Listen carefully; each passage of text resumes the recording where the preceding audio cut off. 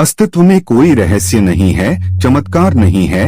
जब तक कोई व्यक्ति, विषय, वस्तु या घटना समझ में नहीं आती, उसमें क्रिया प्रक्रिया नहीं दिखती है, तभी तक वह रहस्य लगती है। अन्यथा सब कुछ साफ साफ है, पारदर्शी है। कोई व्यक्ति, महापुरुष या संत या उनके कृत्य इसलिए रहस्यमय लगते हैं क्योंकि उनसे मिलने वाले आमजन उनके द्वारा अर्जित की गई ऊर्जा या विद्या का सीधे सीधे आशीर्वाद या किसी भी रूप में लाभ लेने आते हैं।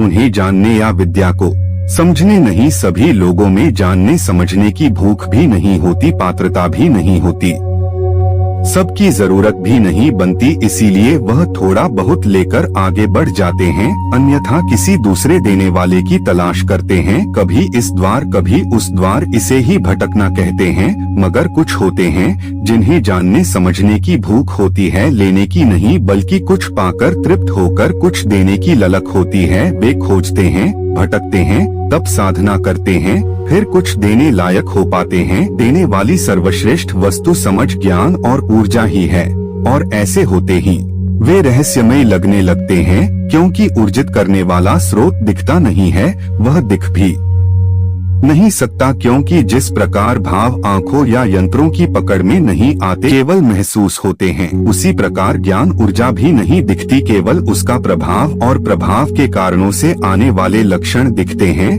बहुत कोशिशों के बाद यंत्रों से केवल इन लक्षणों में आने वाले उतार चढ़ाव ही पकड़ में आते हैं। ऐसे व्यक्तियों को देखकर उनके बहुत सारे चीर परिचितों को ऐसा भी लगता है जैसे कि उन्हें बहुत जल्दी बहुत कुछ मिल गया हो, जबकि बहुत सारे लोग कठिन साधना तब करते ही रह गए, जबकि ऐसा होता नहीं है, सब कुछ नियम से ही होता है।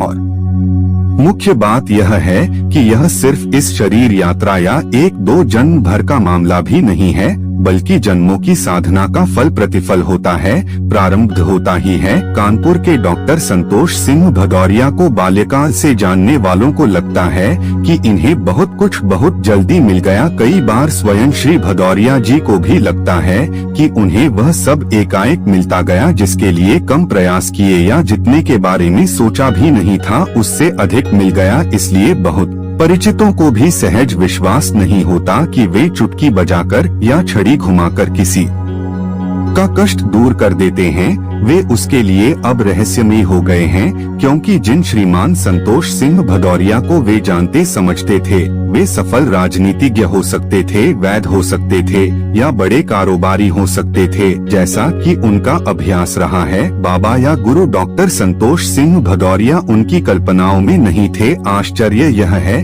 कि स्वयं भदौरिया जी ने भी इतना नहीं सोचा था। फिर क्या, कैसे, क्यों, कब हो गए, यह एक रोचक कथा है।